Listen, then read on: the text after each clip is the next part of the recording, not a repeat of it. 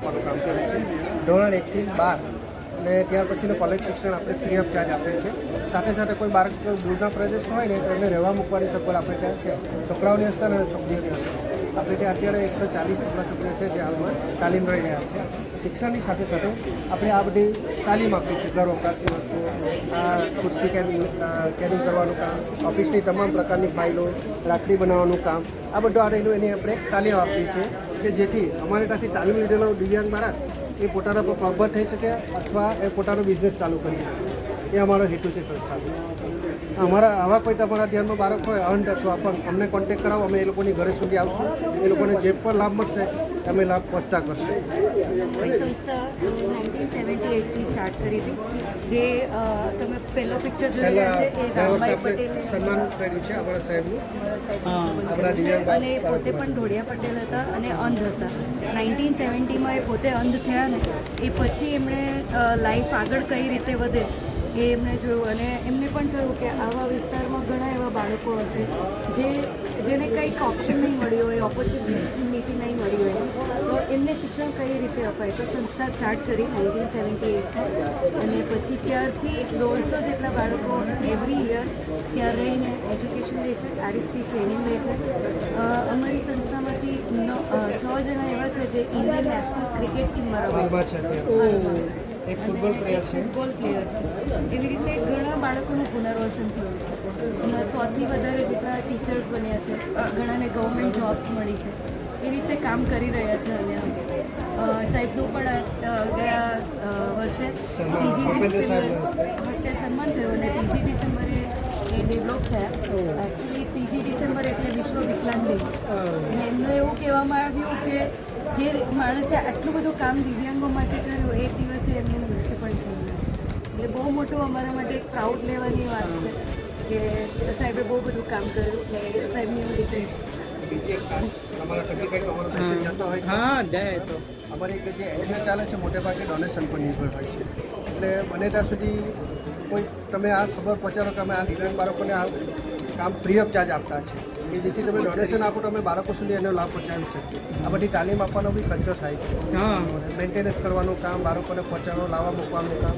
એટલે મને ત્યાં સુધી અપીલ છે કે તમે ડોનેશન કરો અને આ બાળકોને સીધો લાભ મળે. અને આવા કોઈ બાળકો હોય તો ત્યાં આવી પણ શકે છે જોવા માટે કોઈ પણ વિસ્તારના હોય, પછી લેટ લાઈન થયા હોય, લેટ દિવ્યાંગ થયા હોય કે અપંગ થયા હોય તો પણ આવીને અમારે ત્યાં કમ્પ્યુટર ટ્રેનિંગ ને બધી ટ્રેનિંગ ચાલે છે. તો એ ફ્રી ઓફ ચાર્જ એ લોકોને કોમ્પ્યુટર તાલીમ શીખવામાં આવે. આપણા જેવા મોબાઈલ જે ઓપરેટ કરતા છે આપણા જેવા મોબાઈલ બી ઓપરેટ કરતા શીખવીએ. પછી આ પગલુછરિયા, નેટિંગ કામ, ફાઇલો બનાવવાનું કામ, આ બધી તાલીમ આપી એ લોકો પોતાનો પણ બિઝનેસ કરી શકે એ રીતે એમને કમ્પ્લીટ કરીને જ અમે તાલીમ પૂર્ણ કરીએ છીએ. સંગીતની તાલીમ પણ આપવામાં આવે છે. અત્યાર સુધીમાં અમારે 400થી વધુ આખો સેટ છે.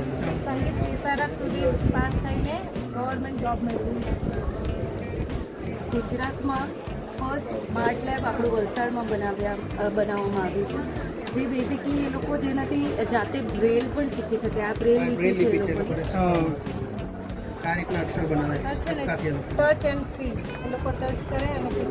આ લિપિ છે ને 6 ડોટ પર જ બનેલી છે અને 6 ડોટ પર જ એ લોકોને આપણે ગુજરાતી, હિન્દી, ઇંગ્લિશ બધી ભાષા 6 ડોટ પર જ એ લોકો શીખે છે. આ એ લોકોની મેથ્સની સ્લેટ છે, જોમેટ્રી. એ લોકો મેથ્સ કઈ રીતે ભણી શકે તો આ સ્લેટમાં કરી શકે. એના માટે આ ખીલ આવે છે.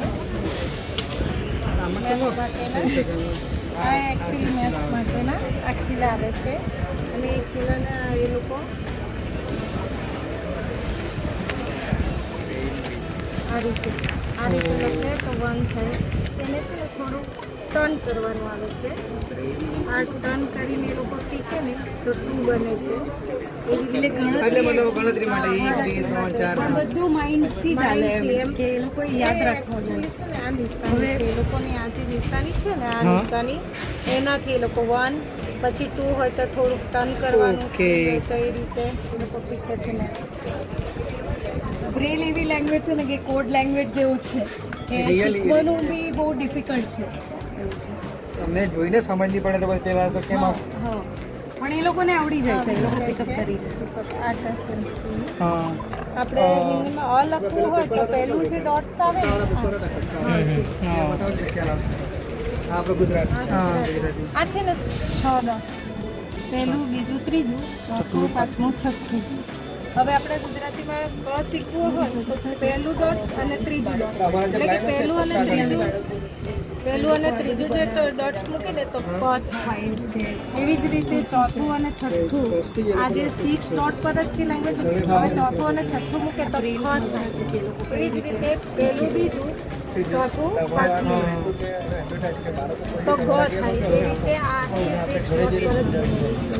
બાળકો એવા છે કે એવા આખો ઇન્ડિયામાં નથી આવે કે કોઈને ખ્યાલ નહીં હોય. તો ગાઈઝ આ શીખવા માટે એ લોકોના આ જો એવી રીતે બહુ ડિફિકલ્ટ છે. તો ગાઈઝ આ તમને લાગતું છે સરળ, એટલું સરળ નથી ગાઈઝ આ જે આ જોઈ શકો તમે. એકચ્યુઅલી ગઈકાલે મુખ્યમંત્રી માટે લખ્યું હતું, આવેલા ને અહીંયા નહીં આવેલા, હા હા બરાબર, સ્ટોલમાં નથી આવ્યા એમ. અહીંયા નથી એમના આવ્યા માટે લખ્યું. બરોબર. તમને અત્યારે લાઈવ ડેમો આપે. હા હા તો ગાઈઝ એ લખીને બતાવશે કે કઈ રીતે લખતા હોય, આ તમને બતાવશે ગાઈઝ, એ તમે જોતા રહેજો ગાઈઝ. બહુ ડિફિકલ્ટ લાગે તો. બહુ ડિફિકલ્ટ છે. એટલે યાદ હા, યાદ રાખવું એમ, હા. words પર જ આખી દુનિયા વસેલી હા છે. હા અમારે કોમ્પ્યુટર લેંગ્વેજ ને બધે લેંગ્વેજ આટલી બધી હાર્ડ નહીં હોય, ખબર નહીં પડે આમાં તો.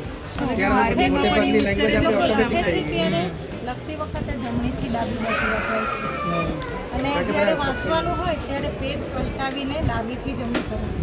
હવે આ 6 ડોટ છે આમાં, અહીંયા already અચ્છા નવું પેજ છે.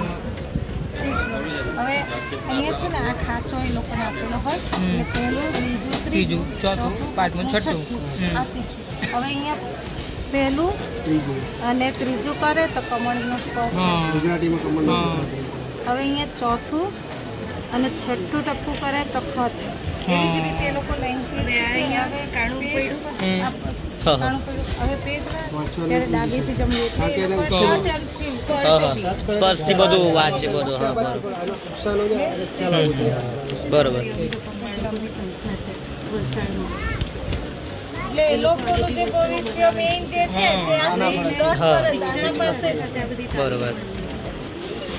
અને સાથે સાથે બાળકોને તાલીમ આપીએ. કોઈની બી ડિસેબિલિટી એના આગળ વધવા માટે હા, main કામ આપીને આપીને મેં કંઈક કરી શકું છું, મારી જાતે બી બનાવીને વેચું. એ આદિવાસી વિસ્તારના કોઈને જે આપણે સારો બાળકો લેવાની જરૂર છે, નહીં. એ લોકોને આગળ એટલે એ બધી તાલીમ એ લોકોને આપીએ. કારણ કે રામભાઈ પોતે પણ આદિવાસી અને એ ટાઈમે એવી સિચ્યુએશન હતી કે વર્સ્ટ સિચ્યુએશન ગઈ ને તો ચાલે.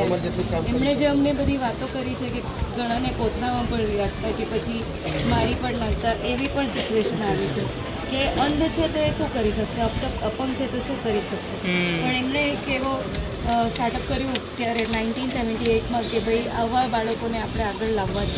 અમારા ત્યાં આવા બાળકો આવે ને અત્યાર સુધી અમારે સંસ્થાનો રેકોર્ડ છે લગભગ 800 થી 900 શિક્ષકો બનીને ગયા છે, અન વ્યક્તિઓ.